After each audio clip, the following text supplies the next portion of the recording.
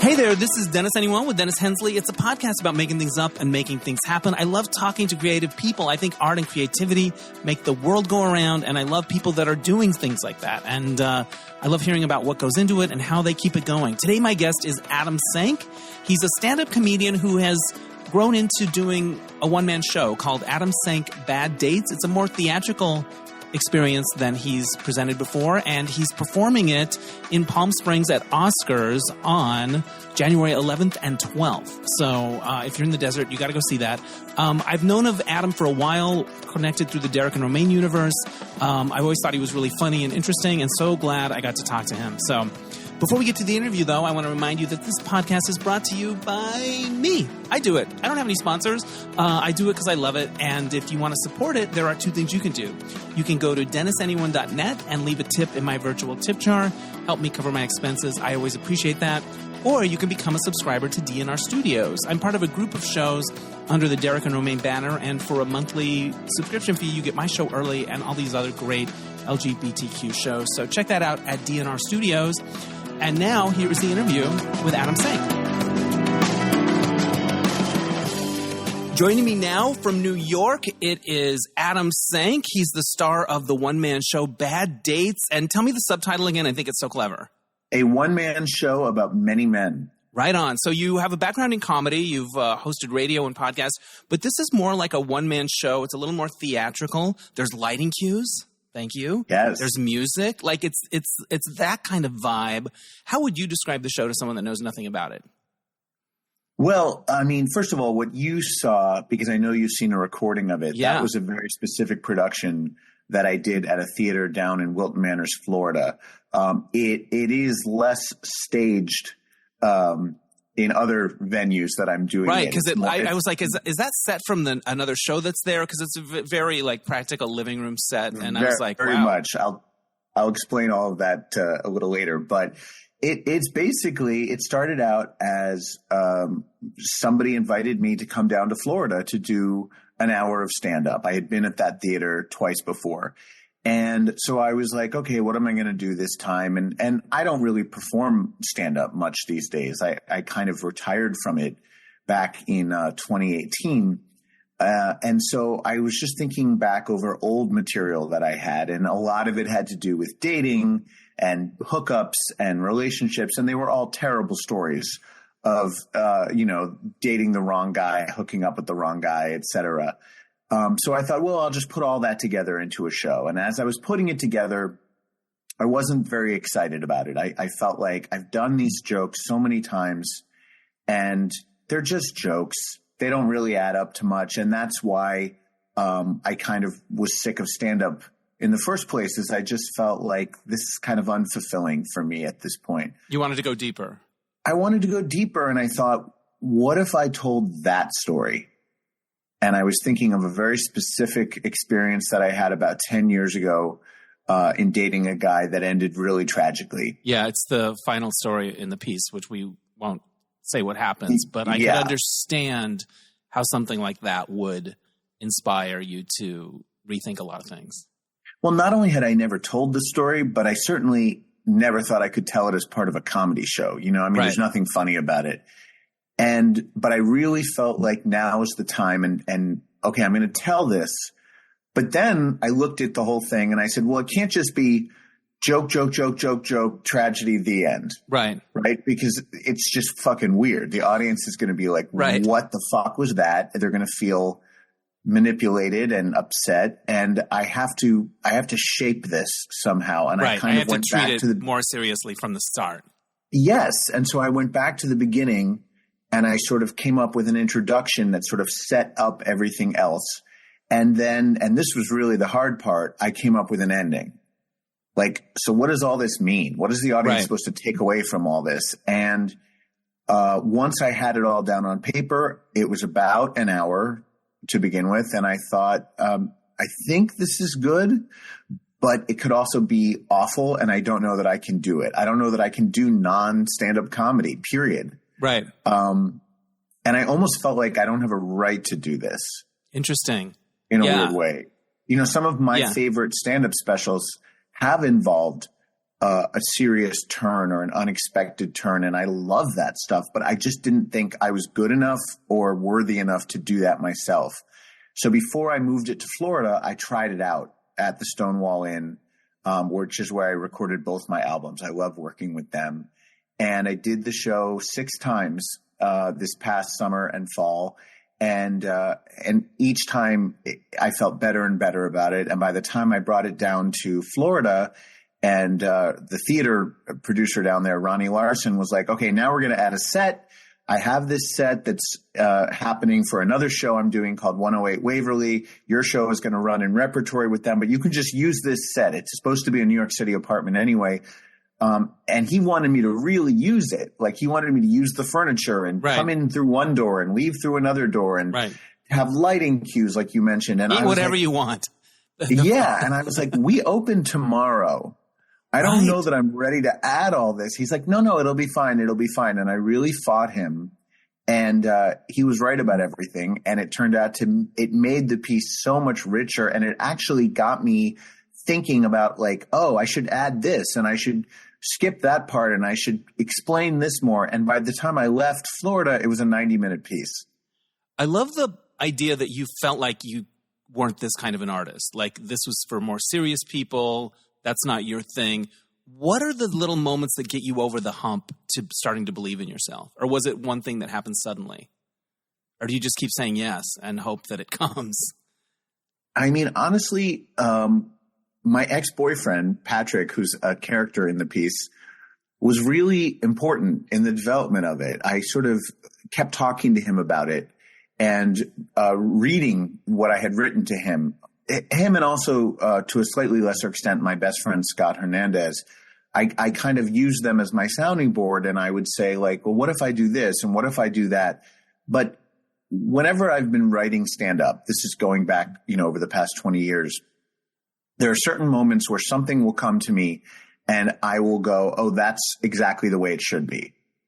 It feels like a puzzle has just been solved in my head. And when that happens, I'm fairly confident that it's going to work. In this case, I don't want to spoil it, but at the end, when I talk about a particular television show, yes, that whole thing came to me fully formed. Yeah. And I was like, oh, that's the ending.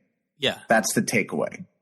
And I knew it would work. The part that I wasn't sure would work is the tragic story itself. That's the part where I was so afraid to do it on stage the first time. I was shaking. And I had such sympathy for the audience. I just kept thinking, like, what are you doing to them? And this is so unfair. And I almost thought maybe I need a disclaimer. And in fact, everyone came up to me afterwards, and this is after every show I've done, and they've just been like, thank you. Thank you for telling that story. Here's what happened to me.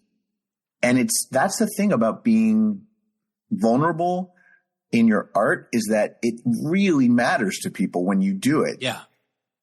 It's fucking hard. It's really the scariest thing in the world, but it's the thing that reaches people the most.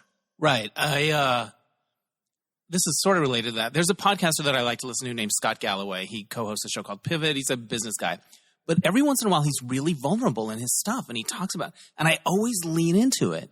And so I've sort of, like, in the last couple of years, have decided to bring more of that into what I'm doing here. Like, I cry all the time on here. Everyone's like, oh, God, here he goes. But I think you're right. I think if you have the courage to tell the truth, it connects. It can connect. Your story is particularly intense because I think it would be one of those things where you don't even want to try to think about it, let alone turn it into something artful. Like, I guess my question is this: how, without saying too much about what happened, what have you learned about overcoming or moving through things that are tragic? First of all, I couldn't have done this show any sooner than I did. It took a while. It took me 10 years because I have thought over the past 10 years of other ways I could do something with this, either write a play or write an essay or, I'm a writer first and foremost. And I thought there has to be a way that I can tell this story. And I felt like I needed to tell the story, but I couldn't until now. I needed understand that much distance from it at the time, because it was, I would say like when I think about like the worst things that have ever happened to me, like in terms of how they made me feel, what the trauma that they produced. Yeah. There's like 3 in my lifetime. There's 9/11. Not that I was in 9/11 or lost anyone really close to me, but just being a New Yorker and particularly being a news producer at that time for Fox News, that was just that whole day and the ensuing weeks were just like nothing I'd ever experienced up to then. It was just constant terror. This feeling of like, we are under attack. Like I couldn't shake it. So that testing positive for HIV, which was like 3 years later, and then this in 2013. And I would say in each of those cases, you just get through it by leaning on the people around you. You know, you ask for the help that you need. And fortunately, I've always been able to do that in times of crisis. I've been able to say, like, I'm not okay and I need you right now. Yeah. I was just listening. I've had great friends. I was just listening to another podcaster that I like, Dan Harris, and he was saying he wants to get a tattoo that says "Never worry alone." Like when you've got that thing going on, don't just keep it. Find somewhere to put it. Going back to your show on the lighter side, when I saw the title, I thought it might feel like one of those montages in movies where people are the protagonist is in one chair at a restaurant and they keep rotating through crappy dates. I thought it might feel like that. And it isn't like that. There are a few like moments like that, but they're actual relationships that last a while. And I don't like those. I'm not a fan of those montages anyway. I think they're a little cliche, but also I always relate to the weirdo. I'm like, I'm not the protagonist in this dynamic. I'm the weird guy where they're like, nope, sorry. That's who I relate to. Here are the 2 dirty secrets of this play or this piece, whatever you want to call it. One is it really isn't about dates. There's only one actual date in the whole show. Yeah. And it's the one with the guy that I call Anderson Cooper. Yeah. That was an actual date. We went out to a restaurant. We sat across the table from each other. Everything else I describe is either a hookup or a relationship, because I don't date much. And the other secret of the show is they're not really bad dates. They're not bad guys. They may be bad for me. I think people come in with an expectation that I'm going to just describe like a bunch of nightmare people. Right. And I'm just this innocent victim that's experiencing all this. That's not the style of my stand-up at all. I've always been about self-deprecation, and I'm the asshole in almost every one of these stories. There's a couple where, including the Anderson Cooper guy, you get out where the guy was an asshole. You get out assholed a few times, but one of the things people have said to me is, I like that you don't trash the people in this show. They're all good guys, and I still care about them. I'm the problem, it's me, to quote Taylor Swift. I'm the problem, it's me. And the truth is, every guy I've ever been in a serious relationship with very few exceptions, I still am on good terms with. They're all good guys. You know, we just weren't right for each other for various reasons. One of the guys you dated is named Felix in the piece. And you tell people like he's the hottest guy ever. And you warn the audience, you know what? It's not dating the hottest guy in the world isn't always what you think it's going to be. What's it like to date somebody that you feel has that much currency in the hotness department? You know, at the time I met him when I was 29 and we were together until I was 33. I think now I would handle it better. But when you're young, and especially if you're used to feeling desirable, to suddenly be the undesirable one in every scenario because everyone is so hot for your boyfriend and all they can talk about is how hot your boyfriend is, you start to feel like really shitty about it. Like I just felt shitty about myself everywhere I went with him. And I'd like to think that I've developed enough of an inner self-esteem that, you know, what I look like is not so important and I'm okay with being the less hot or the unhot one. But at the time, it was bad. And it affected everything. It affected our friendships.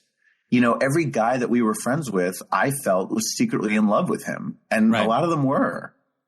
Right. And he enjoyed this attention. Yeah, he was into it. I just flashed on this moment that I had. I had a friend years ago. I was with a friend who was very, very handsome. And we met a guy in a bar who had read one of my books. And he was talking to both of us, and he was kind of gushing to me, and it was feeling good. And I was like, he goes, there are just a couple of things that can make me stop in my tracks, and it's writing like that. And then he looked at my friend, and he goes, in a face like that. And I was like, oh, fuck, man. But I had that feeling like. So this is not in the show, but you know how I talk about my fraternity brother, Will? Yeah. Who's a real person, and that's his name. And was he your first gay friend, or is that somebody else? Was that Jay? My first gay friend was Jay. Okay. The guy that I met with Will. Okay. When we walk into the gay bar, this is all in the show. This part is in the show, but what's not in the show is Will and I have stayed friends for years. He's still stunningly hot. He's just this big alpha muscle guy that like nobody thinks is gay when they first meet him, except for other gay guys. And we one weekend, this is about 10 years ago, we went out to Fire Island. And we got hired by Daniel Nardicchio to work one of his underwear parties. We had to work the door. So we're standing in our underwear on the boardwalk outside of this big house where Daniel's having this party. And all of these queens are coming by and sort of scoping us out to figure out whether or not they want to pay the $50 cash to go into the underwear party. And I hear one of them say to his friend, "Come on, we should totally go in. Look at these two. They're like hot and hotter." And I turned to Will and I said, in case you're wondering, I'm hot, you're hotter. Right. Yeah. It's a similar moment, but at least you got hot. At least I got hot in that one. Yeah. That's good. With Felix, I felt like either I felt invisible or I felt like a pile of shit. Yeah. Like no one ever thought I was attractive when I was with him. I had a friend I'm friends with, who lives in New York City, and he was a trainer in Chelsea for a while. And I went to visit him one time, and I was walking around. We had lunch and ran a few errands. And it was like being with the biggest pop star in the world. With a celebrity. It was like being with a celebrity. And also, if I was thinking, if I were him, I would find it annoying.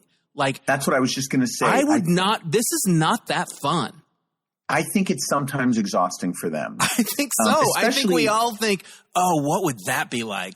And I think a little bit of a drain, honestly. I mean, I think like everything else in life, there's pluses and minuses, right? The pluses are people treat you really well. Yeah. Whether you deserve it or not. Like you get better service in a restaurant or a store. More people want to be your friend. More people want to fuck you. These are all good things. But like you're saying, you probably just have days where you just want to be left alone, and you walk down the street and every head is turning towards you. Like I do this. I see a hot guy at my gym and I spend my whole workout staring at him.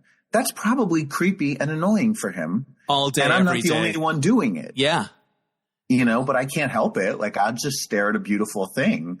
Well, and I got to observe him try to manage it. Try to be nice enough so he's not a jerk, because he's a nice person at heart, but also you'd shut that shit down because it ain't going anywhere. Like it was just like, I was like, oh, maybe this isn't all it's cracked up to be. It's a kind of being hot is like beyond a full-time job.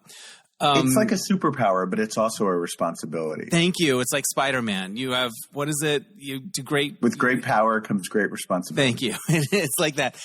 Your play reminded me of my first gay bar. And I just thought about this. I was working on cruise ships and we went to a gay bar in Hawaii with, a few other people, and I think I'd never been to one before. Actually, I'd been to hot bods in Phoenix once, and I saw two men kiss, and it was like being in a museum. Like I can't believe that happened. But I remember I used to be freaked out by seeing guys kiss. Yeah, I had sucked a dick. Yeah, and yet I saw two guys kiss, and I was like, whoa, like that's weird. Yeah, like that. Seeing the intimacy to me was weirder than the sex. Yeah.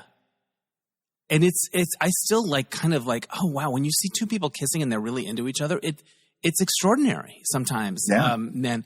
Anyway, I remember being with Paul, the male guest entertainer on our ship, who's like a little bit older than us, not a lot, but he was from Australia, and he was just talking about the wonders of gay bars, like in his Australian accent, like we can come here and everyone's gay. Like he just couldn't believe the phenomenon of it and what it meant. And I was like, I was kind of like, I just remember that vividly. Talk about your first gay bar. What do you remember about it? You talk about it in the piece. Well, it's such an amazing story. The fact that I traveled 150 miles away from campus so that nobody would know me.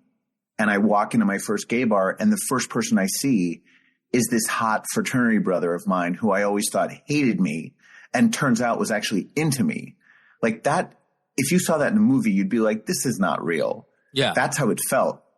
But the other thing is, when I mentioned that the bar was in Saugatuck, Michigan, a good portion of the audience always goes, like people who know Saugatuck have a real fondness for it. It's like the Provincetown of the Midwest. So it's like a little gay mecca, like a place where a lot of gay people go. I love that. In the summertime, not the rest of the year. The rest of the year, it's like a Bible Belt town. But it was a perfect place to come out because, you know, the Douglas Dunes, the name of the bar, it's just this sweet little restaurant and piano bar.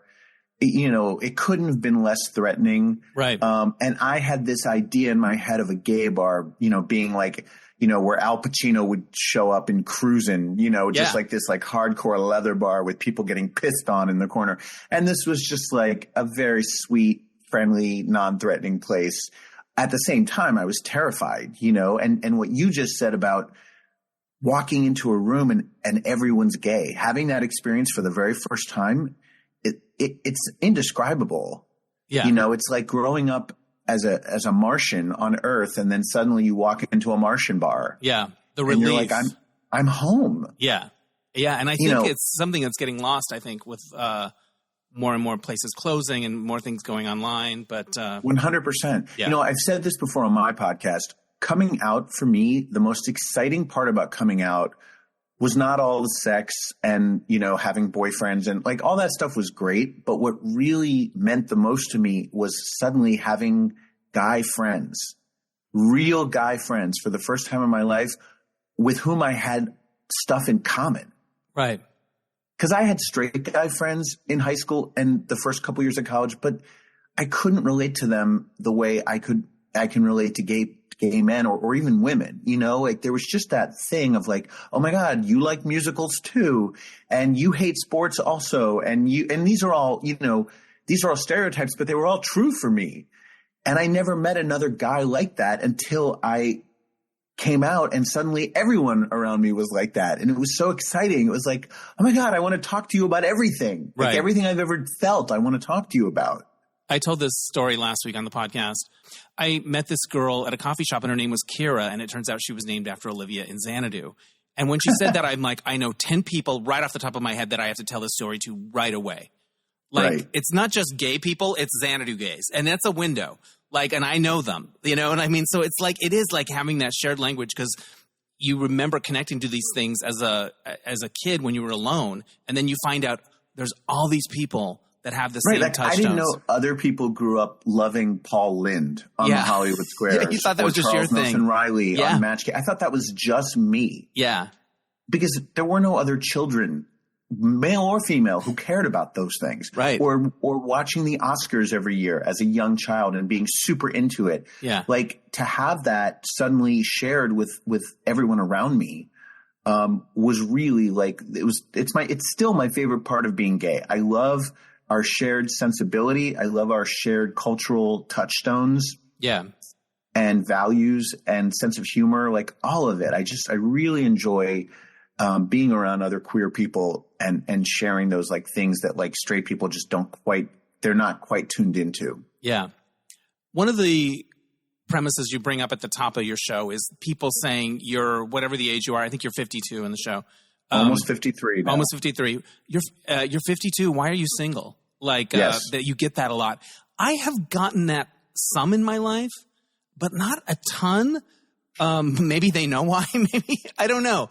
But it is a thing where it's easy to feel like there's something wrong with you. That there is what I'm starting to sense is that boy, there are advantages to having a partner to move through life with. You know, especially as you get older and you get sick or something like that. Or you know, I was having this conversation on New Year's Day with a friend of mine that I went hiking with. We're both in a place where we're doing really meaningful creative work, but we're not making a lot of money and we're anxious about it. And I was like, I don't know if I'm going to keep doing this. I don't know what, I'm kind of telling him my thing. And he goes, get a husband. Because he's got a husband that has a good job. Right. you know, and it was like, oh, that is a big difference, you know? There is that security, which is, you know, which I guess is nice. I don't know. I'm at the point in my life where I really don't care whether or not I'm ever in a relationship again. Honestly, like if a great guy comes along and we're great together, we're really compatible, we both want the same things, wonderful. If that doesn't happen, I don't feel like I'm missing out anymore at all. Was there a time when you did feel like you were missing out? Most of my life. Yeah. Most of my adult life, I felt like I need this to be complete. Yeah. You know, not having a significant relationship is like not having a place to live. It's like not having a job. Like, to me, they were that essential because that had been drummed into me. Yeah. From an early age, just not even by my family, just by like culture. Yeah. But I look around, and I say this in the show, I look around at friends and family members who are in long-term relationships. And most of the time I think, thank God I'm not in that relationship. Yeah. And not because they're with awful people or because they have horrible relationships, but just I see the struggle and I don't envy it. There's a real freedom to only being responsible for myself and my dog. Yeah. But people will say, not only do they ask, why are you still single? But they go, are you seeing anyone special right now? And I go, no, I'm not seeing anyone. And they'll go, it'll happen. And I'm like, it doesn't have to happen. It might not. Yeah. It might not. Yeah. It probably won't at this point. I mean, how many people fall in love in their 50s and stay with that person for the rest of their life? It's not that common. If it happens, great. If it doesn't, like, I don't feel any lesser because of it anymore. Yeah. I really don't. No, I've gotten to that place. This is kind of where I've landed around life generally, is that I think it doesn't matter what I get or how things go. All that matters is who I'm being. And if I like the idea of having a love story in my life, I need to give that guy my number at the thing. I need to be bold around it. But after that, I can let go of whatever happens. If I stay open, and if I'm interested in someone, have the courage to, you know, say something or put it out there, then that's good enough. And I've been to friends' weddings, and I'm really happy for them. But I'm very glad to say I'm not sitting there going, when's it going to be my turn? You know, I really don't have that. And I don't either. I mean, I sometimes fear getting old alone and being isolated. Right. The practical aspects of it. Like what I was talking about, like he had someone to rely on. I always notice, you notice this? At award shows, the winners always have people to thank that are in their house. They're always like, they always have a wife. And I wonder if there's some scientific study you could do where people that have that person at home saying, don't give up, you can do this, have more success at the Oscars. But I think we all have that. I mean, if we're fortunate, I think, like, I have that in my life. I've got people rooting for me. I've got people, the support that I have gotten in producing this show and selling it on various stages has been overwhelming to me. I can't believe how many people are like rooting for me and supporting me. So I don't need a husband for that. Right. You know, at the end of the day, we all die alone. Yeah.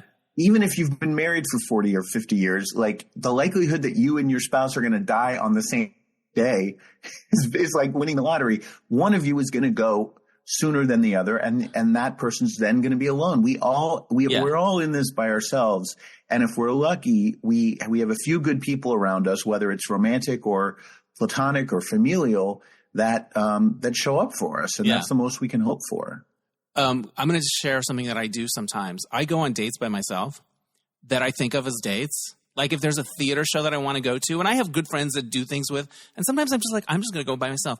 And as the lights go down, I hold my own hand like I'm on a date. That's so sweet. You know what? I like it. It's like I get to do what I want. Like I'm not waiting around for whatever. And like, it's a thing I do, and it's meaningful. And I don't feel like it's less than the other thing. You know, a lot of times I'll want to go see a Broadway show, and I can't find someone to go with me, and I should just go. I should just go by myself. Yeah, go. And, you know, treat myself. Yeah. I do that a lot. I think it's great. Yeah, it's the thing I do. Something else I thought about while watching your show, I've noticed in my own life, and I don't know if you'll relate to this. When I'm doing better professionally, my stock goes up in dating. Like I date more guys are into me. And it's not like they're saying, what are you up to now? It's not like we talk about those things, but I think it's a confidence or something that comes through. 100%. I've noticed When you're a creative person and you're doing whatever it is that you do and you're really firing on all cylinders, I think you exude a much more confident, sort of appealing version of yourself. I totally agree. Yeah, it's really interesting. If I look back over the times in my life when I had more of that going on, your show deals very frankly and hilariously with sex. My favorite line, I've looked at shit from both sides now. We don't have to say how that comes up, but man, it made me howl. You like verbal? I do. I like the dirty talk. Do you find that if it's done well? If it's done well, do you find that in modern porn, fuck yeah is overused? I feel like, oh yes, I feel like that's the go-to. Oh, Dennis, I search far and wide for good verbal porn. Yeah. It is not, I mean, one of the things I've always thought is I could have a really good career as a pornographer because I know how to write a really hot script. Yeah. Like I know how to create like a really hot gay sex scenario. And most pornographers I feel do not, or they just don't care enough because it's just suck me, fuck me, you know. Yeah. Oh yeah, give it to me. Yeah. Like I want characters. I want a scenario. I want to know how they got into this place and who they are to each other. And like, that's the stuff that really gets me. What they say matters. And if I'm looking at an erotic story or something, I will scroll down and see how many quotation marks there are. Are people talking? I need them talking. And it's cool if they say cool stuff, but I want them talking. I want the dialogue. So, absolutely. Yeah. So I thank you for saying that. You have this recurring thing in your show called the daily Facebook unfriending. Daily birthday unfriending. Yeah. Where did that start? I found it like a great little way to break up the show, and they're very funny. It's so funny because everyone in New York who came to see the show knew exactly what I was talking about as soon as I brought it up. And there was this huge applause break. In Florida, I'm not Facebook friends with most of those people. And they were like, what? So I started this thing years ago where because I had too many Facebook friends. So every day I look at who among my Facebook friends has a birthday that day. And I usually unfriend one or more of them. Right. It's like a competition. And that's as far as it goes. Usually it's just like, I don't talk to this person anymore. Right. Or this person isn't on Facebook anymore. They haven't posted in 3 years, so I'll just unfriend them. But sometimes I'll go, oh my God, that guy. Right. And I'll remember a fucked up interaction that I had with him or her. It's almost always a guy. Right. So I'll unfriend them and then I'll write a little capsule summary as to the nature of my connection to that person. And I'll post it on my wall after I've unfriended them, and I won't name them or tag them. It's like a blind item. And I started doing this probably 10 years ago, and they've just become really popular among my Facebook friends. They love, and they all say, don't unfriend me, but they love when I'm like trashing somebody else anonymously. So I decided to use these as little buffers in between each story in the show. I read one of my actual daily birthday unfriendings from the past. But they're clever. So you put thought into them. Yeah. Like they take a while to come up with, like, and you do it every day. I don't write the stories every day. That only happens probably like once or twice a month. Right. I unfriend people almost every day. Right. But only special ones get a poem. Right. Or something like that. So one of the guys in the show whose daily birthday unfriending I read was an actor I hooked up with who told me a highly improbable story about Patti LuPone. It's amazing. It's amazing. But you were talking about how he was sort of saying, oh, yes, she was a diva, but I put her in her place. And yes. I think we all know that person. We all have one of those. That person. We all have one in our life who are kind of like super name droppy. And, oh, yeah, and I was the one that, you know. Any sort of bragging. Like if you deprecate yourself, like I love you. If you brag in any way about how much money you make or how much power you have or like influence or you know, what celebrities you know, like that, it is such a boner killer for me. I hate that shit. Yeah, not into it. I find those people ridiculous. All right. You picked a few questions from the observation deck. Actually, I said these are the ones we're going to do because they're related to your show. So you didn't actually pick them. What's the craziest thing you've done in pursuit of a crush? Oh, so as soon as I read this, I thought about high school. Yeah. When I was in 8th or 9th grade, I hooked up with a guy from school who was on the wrestling team. He was one of the hottest guys I've ever hooked up with to this day. And we hooked up like once or twice where it was like a sleepover and we like blew each other a little bit. Like 2 or 3 years later, because you don't drive in New Jersey until you're 17. Right. When I had my driver's license, I would drive to his house at night in another town and wait outside in my car in hopes that he would like either come outside or just be getting home. And I'd be like, oh, hey, I just happened to be in the neighborhood. What's up? Like, I was a crazed stalker. Right. I could not get out of my head, like, how much I wanted to be with him again. And like, it never happened. He's a straight guy. He's married now. But like, I remember consciously stalking him, sitting outside his home more than once in my Jeep. In your Jeep that's a panty dropper. You had a sexy Jeep. Did it have the top? Was it kind of like you're naked to the elements? You could just fly out at any moment. During the warm months, we would take the top down. Yes, Jeeps are sexy. Do you feel like it upped your sexy quotient? I think it made me the target of even more bullying in high school because there were people who were jealous of me for having it, and they would shoot nails into my tires in the parking lot. Wow, that's a whole other one-man show. Yeah. All right. You also are going to answer this question. What's the quirkiest, shallowest, or most shocking reason you decided, no, I don't want to date this person? Well, it has to be the one I talk about in the show, which is the guy who kept borrowing my Neosporin and taking it with him when he left. But only the Neosporin. It wasn't like a klepto generally, right? No, just Neosporin. But the principle of it pissed me off so much because it happened over and over and over again. And each time I'd be like, did you take my Neosporin? And he'd be like, oh, yeah, sorry, I forgot. I was like, stop fucking stealing my Neosporin. It's enough. You know, that Neosporin is something you need when you need it. Like, it's not like, oh, I can go get Scotch tape. No, it's fucking, there's when you cut yourself. Yeah. Right. Right, exactly. So, but that's probably the most petty reason. I'm sure there are a million other petty reasons. Yeah. I mean, if someone has like bad grammar, I won't see them again. Bad breath.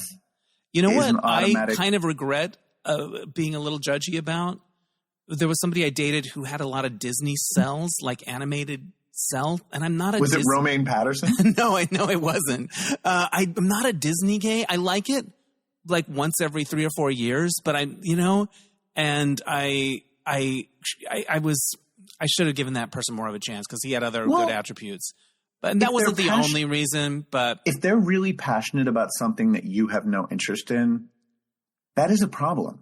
Well, yeah, or because I want to share passions with whoever I'm with. You know, like if somebody hated Broadway, that would be a problem for me. Yeah, interesting. But in this case, I'm the hater. That's not an. I'm the hater a lot of the time. If someone's really into Harry Potter, movies or Marvel movies, like we got nothing in common. Yeah, Middle Earth. I don't care. I'm not. No, don't give a shit. All right, interesting.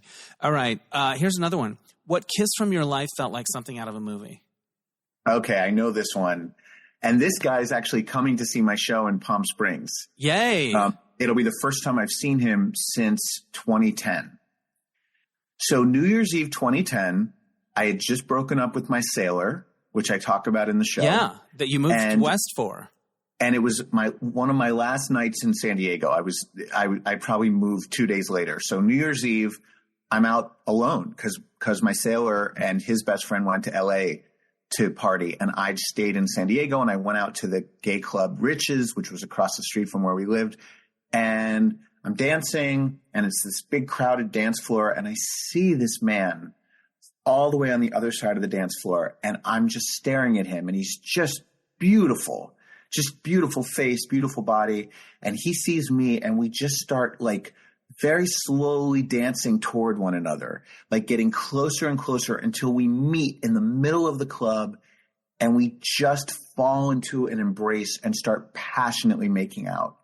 And it was so incredibly hot. And, you know, the fact that I was high on ecstasy definitely added to it, but it was it felt magic. It felt like this is a magic moment that like I'm dreaming about. And you're going to see, and did you see him after that? Did it go anywhere? So we went home together that night, and then he came back the next day for like an afternooner, and then that was it. And at the time he was a porn star, I should mention.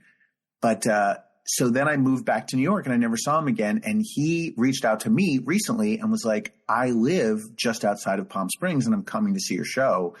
Do you want to hang out while you're here? And I was like, absolutely. Yes. That's so exciting. I know. Oh, maybe it'll happen right in the middle of the show. The music will start pumping. And do you get nervous when you know somebody's in the audience like that? Or does it excite you? Oh, not about him. Yeah. Not about someone I've hooked up with. Like when I did this show in New York, I had so many straight people come from my hometown to see it. My sisters both came. Their kids came. Friends of my parents. My parents did not come, but friends of theirs did. And this, as you know, this is a filthy show with graphic discussions of gay sex. And it was, I wouldn't call it nervousness. I was very conscious as I would tell these filthy stories that there were straight ears in the audience, some of whom were like my parents' age hearing this. And I was sort of hearing it through their ears and being like kind of grossed out. But everybody said that they were fine with it and they enjoyed it. So I think of that sometimes in terms of this podcast. I have more sexual conversations based on whatever people are talking about or what the work is than I would have had before. And I think, what if somebody from my hometown, like, I don't know. I do have that little voice in my head where you hear it through the years of somebody from your past or from a different part of your life. And then I think, the truth will set you free. Just talk about stuff. And I think that's girls I went to high school with, including one I had a crush on, a big crush on. They came to see the show, and I'm sitting there talking about getting fucked up the ass and it being messy, and I'm like, what? Wow, what am I doing? How am I telling these girls who I once like hid my sexuality from, and now I'm just like flinging it in their face? Yeah, but they they're paying for it. They're paying for it to have it flung. You mentioned in the show at one point, one of the characters that you date or one of the people you date, or maybe it's you, you're talking about being able to compartmentalize sex and love. It's me. It's you. You're able to do it. Yes. Has that evolved over time, your ability to do that? Because I think sometimes in storytelling, there's this idea that's kind of a cliche that like, oh, it's all about fucking, but deep down, don't we all? Like, there's always like it can't just be about sex. What am I trying to say? I guess my question is this. Has that evolved, that relationship, over time as you've gotten older, or has it always kind of stayed constant? I mean, listen, I'm a much healthier person now than I was during the events that I describe in the show. Yeah. In many ways. Like, I'm a more integrated person. I've worked out a lot of my shit. I don't have any anger for anyone in my life.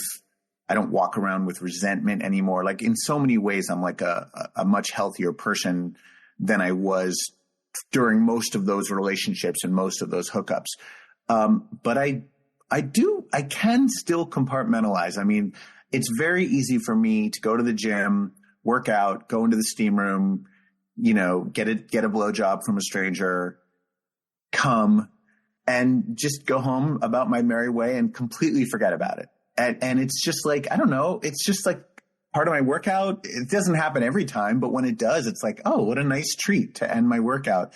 And then I admire that so much. I really I wish I were wired that way at times. It's not moralistic. It's more like my body responding and stuff like that. I think I just never got that part of it down. And no, I've always been a bit of a whore, but then at the same time, I can also really enjoy sex with somebody I'm in love with. Right. It's different. It's a different kind of sex. Yeah. Because your brain is involved. Right. Your brain and your heart. I admire people whose body stuff, the primal stuff, can just take the wheel and be like, we've got this. Like they get on a train. It's like they get on a train. I've seen it happen. They get on the train to Orgasmville and they're off to the races. It doesn't always happen. Right. I mean, there are times when my body fails me in that respect. Either I can't get hard or I can't stay hard, or especially as I get older, or I can't come, but that's okay too. I mean, so here's a way in which I've evolved. That doesn't have to happen. You know, I can start to hook up with someone and go, I'm not really into this, and walk away. In the past, I couldn't have walked away. Once there was an opportunity, I had to see it through to the very end. Now it's like, it's not the end all be all, right? You know, I don't have to prove something with this, right? It's like eating junk food. Like the junk food's there; it would be delicious if I ate it. I don't have to eat it. I'm able to see it for what it is now. Yeah, it's not sex is not an emergency ever. Yeah. You write about working at the New York Times for a while in the arts section. Yes. What was that like? It was the best job I ever had. And what were you doing? So my career at the Times began when in 2002 or 3, after I had completely quit my job, given up my career as a TV news producer. I didn't want to do it anymore. All I wanted to do was try to be a stand-up comedian. And I was a cocktail waiter at Barrage. That was like my primary source of income for the first part of that year. And I was very happy doing that. I was very content. And then a friend of mine said, I work at the Times and I can get you a job as a freelance clerk there. And you can work as many days a week as you want. And it's really good money and it's pretty easy. And I said, sure, let's, hook me up. And he did. And for a while, I was working 4 days at the Times as a clerk and then 2 nights a week cocktail waiting. And it was sort of perfect. And then the Times offered me a full-time position and sort of gave me this little promotion. And I became the administrator of what was then called the regional section, which doesn't even exist anymore. They were special sections that only came out on Sundays in Connecticut, Westchester, Long Island, and New Jersey. And I was in charge of all the arts listings for those sections, which was like kind of drudgery, but it was, I enjoyed it. You love the arts. Then, yeah. Yes. I mean, exactly. And then they promoted me to administrative manager of the culture desk, which I did for like the last 2 or 3 years that I was there. And I loved it. I loved being surrounded by like the smartest people in the world, all of the reporters and critics that I worked for. Some of them were crazy and difficult and eccentric, but they were so smart and they were such experts in their field. And I would have stayed there forever, but I met the sailor. And you moved to San Diego. Did he ever wear the uniform with the bell bottoms and the tight crotch and the butt? Yes. So most days he wore khakis. He wears khaki uniform, but on special occasions he wears whites, and he looked very good in them. I bet it's so good. So who were the big critics around the time you were there? Who was the big film critic at the New York Times? Okay. So, Tony Scott, who's still there.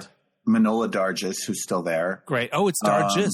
I thought it was I thought the G was hard. Thank you. I've never quite been sure. You have to know that a lot of those critics never come into the office, so I never met them. I never met Michiko Kakutani, ever. Right. I dealt with her books every time they came in, but I never met her. Let's see. Ben Brantley was the chief theater critic. Charles Isherwood was the second string theater critic. Alessandra Stanley was TV.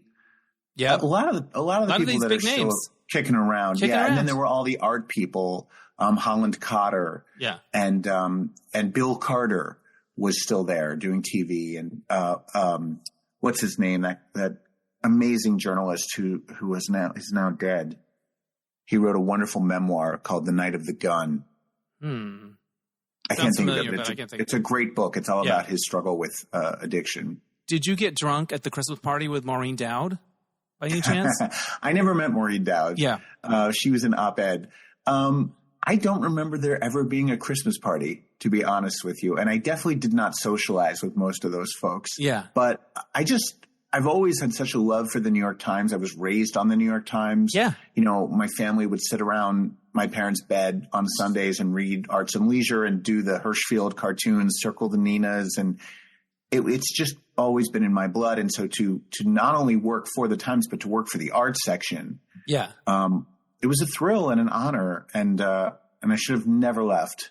Because once I left, they wouldn't take me back. They wouldn't take you back after you left the Gray Lady. The Gray Lady, once you break up with the Gray Lady, she's like done. Isn't that what they call the New York Times, the Gray Lady? Yes, Yeah. I was a bit of a controversial figure. I think I pissed off some people, and also the Times was a much larger operation then. Yeah. They had 1 million people. You know, every job you can imagine had its own person, and the economics of that over the years became prohibitive. And now there's like, you know, one person doing 5 different things. Yeah, well, just so the conversation. They don't have as many clerical people as they did. Just the conversation that your friend said, oh, yeah, I could probably get you in there. Like they need, like that just seems like a conversation that has not happened to anyone anywhere in the last 15 years. Oh, yeah. Like anyone could get a job as a clerk in those days. Wow. And literally my job was here was my job, just to let you know that this no longer exists. In the morning, I would hand out newspapers. Like I would go to the mailroom and get a stack of New York Post, New York Daily News, Today's Times, Newsday, whatever was, you know, had come out that day. And I would distribute them to all of the reporters and editors in my section. I was in Metro at first. And then the rest of the day, I would answer the phone, or the reporter would say, get me so-and-so on the phone, and I would hook them up with someone. So I was basically like an old-fashioned secretary / telephone operator. And I'm quite certain that nowadays either they get their own damn paper or they read the papers online. And they answer their own phones and make their own calls. Yeah. You've been phased out. So, yeah. But what a time. You mentioned So You Think You Can Dance in your show, and I appreciate that because I fucking love that show, and it's coming back. Did you know that? Is it? No. It's coming back with, Allison, Twitch's widow, Allison, is one of the judges. Wasn't that just the saddest thing? The saddest thing in the world, Twitch.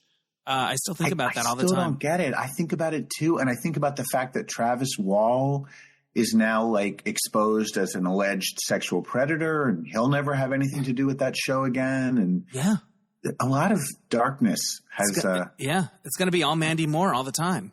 But and Nigel, you don't know if he's weird or not, but he's the guy. You got to have him in there. But I love that show. He's a fucker. I think he's such a homophobe. Well, he used to be really like when the Flaming guys would dance, he would really be kind of like, you need to butch it up, Queen. We should be more masculine. Yeah. That was always his critique. And then also, here's what really pissed me off. There was that, but then there was also this thing of like, whenever there was he'd watch a male and female dance, and the woman would be attractive, and he would always say like, oh, you could see his eyes light up. He was really feeling that. He was really in love with her. And there was just this constant, incessant, like, we're all heterosexual. All of these male ballerinas are all straight. And I was like, cut the shit, Nigel. Yeah. Like, you know that most of these guys are gay. And there's nothing wrong with that. And okay, you don't want to talk about it on the air. That's fine. But stop forcing them to pretend to be heterosexual by projecting all of these fantasies onto them that they're not having. Right. And also communicating the message that the more masculine, the more heterosexual they seem, the better they're going to do with your judging. Yeah. I really think he's a dick. Yeah. But he's changed over the years too. Like you could see that kind of, you know, I'm not saying he's not a dick, but you could see his evolution. Like if you look at some of those earlier clips, you know, no GLAAD awards go into that guy anytime soon. Right. There's some story about Paula and him, like that she said that I don't know. Paula Abdul. Paula Abdul? Yeah. I think somebody told me this. I've not read that, but I shouldn't discuss it if I don't know the facts. But the show's coming back. Kat Deely's going to be there. I love it when the kids dance. What can I say? Me too. Yeah. I'm excited. Ariana DeBose was from Love her. So You Think. Love her. Yeah. Or them. Yeah. Not sure if that's her or Not sure them. what's going on. So tell people how they can see your show, Bad Dates. Yes. So Bad Dates is at Oscars Palm Springs. The first night is sold out. That's Thursday, January 11th. The second night, we still have plenty of tickets. Friday, January 12th. Show starts at 7. It's about an hour 15 at this point. I'm trying to make it a little shorter than it was in Florida. And you can go to – the easiest way to do it is just go to my website, adamsank.com. There's a direct link to get tickets on either night. And I hope to see those of you SoCal people there. Well, here's the thing. We're doing the Mismatch game in Palm Springs on the 16th. And do I dare try to get down there early? I know I was thinking. You dare. Should I dare? Please. You're not still going to be there on the 16th, are you? No, I fly back Saturday the 13th. The 13th. All right. Well, people should go see your show. And I hope you get to do it more. Let me look at my list and make sure there isn't anything like really great that here's something I wanted to ask you. When did you know you were funny? I think probably very young. I knew that I could make my family laugh. I could make adults laugh as a child, which was really important to me because it was like one of the only ways that I got positive affirmation and positive attention from them. And definitely once I got into school, I knew that I could make other kids laugh. I was very much the class clown. Yeah. And it helped, particularly when I was young. And it helped you. It was like a social lubricant. It helped you make friends. And yes, very much. And, you know, in my family, humor has always been very highly valued.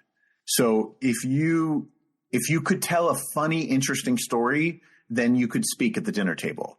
If you couldn't do that, it was like, shut the fuck up. We don't want to hear sashay it. Away. That's wild. Like, I didn't have that kind of family. There was one uncle that was like sort of thought of as the funny storyteller guy, but I just remember him having that reputation. I don't remember being enthralled by it or anything like that. Like, there was just literally nobody doing the things that I was interested in doing. But, you know, we find our ways. I didn't know I was going to be a comedian, though. I always thought I was going to be like a musical theater person because that's what I did all through childhood, and that's all I ever wanted to do. And it was only when I became an adult and was like, oh, you have to like go to school for this. Yeah. Like you have to actually be trained. You can't just like be in a Broadway musical. And I thought like, well, what else can I do on stage? And I knew that I could write and I could probably write funny jokes. And so that's when I started doing stand up. Do you love chorus boys as much as I do? Like I someday want to be a chorus boy. I feel like I don't need to I don't need to have a lead. I don't even need to have lines. I just need to have some Capizio jazz tights. I mean, I'm in awe of them because they're so incredibly talented and have such a work ethic. Like to become a dancer on Broadway, you have to like start when you're a child and just work your fucking ass off and never stop. And it never gets easier. It gets harder. Yeah. As you get older. So, I have great, admiration for them. I've never wanted to be one because I have no ability as a dancer. I've never been able to follow choreography or to learn to dance. But yeah, I often stare at them during shows. Yeah. And try to figure out which one I want to, have sex with the most. Yeah. And then sometimes they change. And sometimes I'm sure you have. I'm sure that's a whole other show. So what do you do now? You not doing your podcast anymore. You're taking a break from that. You working on this show. What else are you up to? I've had the same day job for going on 8 years now, which is actually the longest I've ever stayed at any job. I do marketing for a faith-based investor. Interesting. And I would explain it to you, but your eyes would glaze over, and so would those of your listeners and viewers. Do you like it? I do like it. I work for a very good organization that's doing a lot of good in the world. That's cool. I like that. And do you work from home, I never or is there an mention office? them by name. So I used to work in a cubicle up near Columbia, and ever since the COVID shutdown, I work right here at home, and I am happy as a clam. There it is. I love working from home. I love it. All right. Adam, I've long admired you and known of your work, and then we kind of connected through the Derek and Romaine universe. So I'm glad we got to have this conversation. Congrats on your show. Here's my final question. Yes. We established at the top that this is kind of a new format for you, sort of a more open, more vulnerable. What has it meant for you to do this show in your life? It's been such an unexpected gift because I really thought I was done with this part of my life. I didn't think that I was going to be doing stand-up anymore or any kind of performing, and I had kind of made peace with that. And the truth is, I don't ever want to go back to just stand-up. This is something different. This feels like the most meaningful thing I've ever done on stage. I enjoy doing it. I enjoy the feedback that I get from people afterwards, and I want to keep doing this. I want to write another show that has kind of this same structure where it's like mostly for laughs, but it's actually about something, and it doesn't have to all be for laughs. So it's kind of, I don't know, it feels like an unexpected act 2 in my life that I'm very much enjoying. I've noticed other comics kind of doing this, like Mike Birbiglia. I just saw Alex Edelman's show at the Taper here. And it really feels like stand-up, the rhythms, you could tell that's his background. But there is a story and there is a theme. But I think the trappings around it, he's probably got a nicer dressing room. He's at the Taper. You're thought of more of as an artist, right? You know what I mean? It's not like I want 15 minutes at the basement or whatever it is. It's a different world of where you can perform, how you're treated. Have you observed that? Yes. I mean, listen, there's absolutely no shame in just being funny. Right? Like people that can get on stage and just kill an audience to the point where the audience is crying and holding their stomachs. And like, that's a real talent. And those people are amazing and they have all of my respect, but I don't want to do that or try to do that anymore. That doesn't really interest me anymore. I want to do this kind of thing. When I see Hannah Gadsby do Nanette or Douglas I happen to think is better and maybe the finest hour of stand-up ever. Or when I see Gary Goldman do his special, The Great Depression, a few years ago, or any of Mike Birbiglia's specials, like they mean so much more to me because they are hilariously funny, but they're not just funny. They actually move me. They make you think about your own life. You relate to them and connect to them emotionally. Yes. Yeah. And I think they do reach people in a very special way.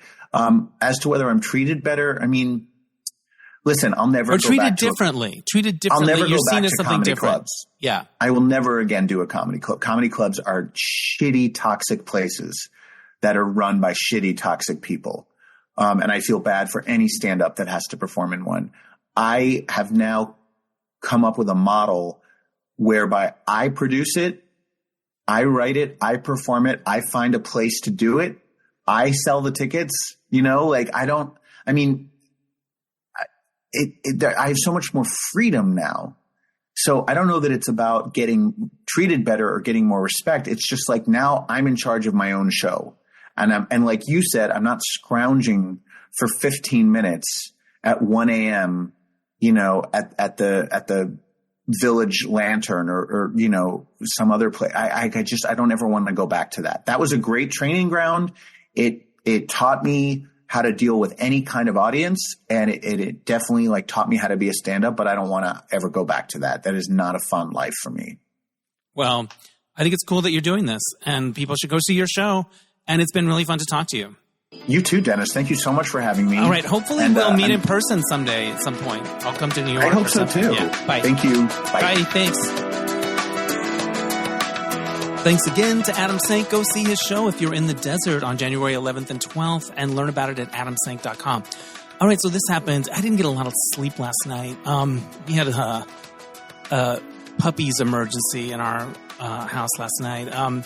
Yesterday I had exterminators over to spray for roaches, and they tell you to keep your pets away for 2 hours after they do it. And so we did do that, and then brought the pets back 2.5 hours later. And after dinner, Enzo started throwing up this white foamy stuff pretty violently. And so I called poison control, and then I ended up at the 24-hour urgent care place, and they were very nice.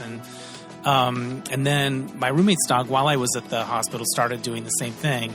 So Gretel, that's the name of the dog, they ended up coming to the hospital as well. So they kind of stabilized him, but Enzo's still hacking even the next day. And so I don't know. I don't have any fun thing to say about that, any spin on it.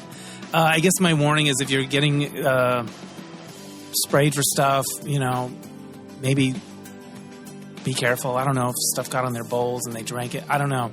Hopefully he will be okay. But it was a pretty sleepless night.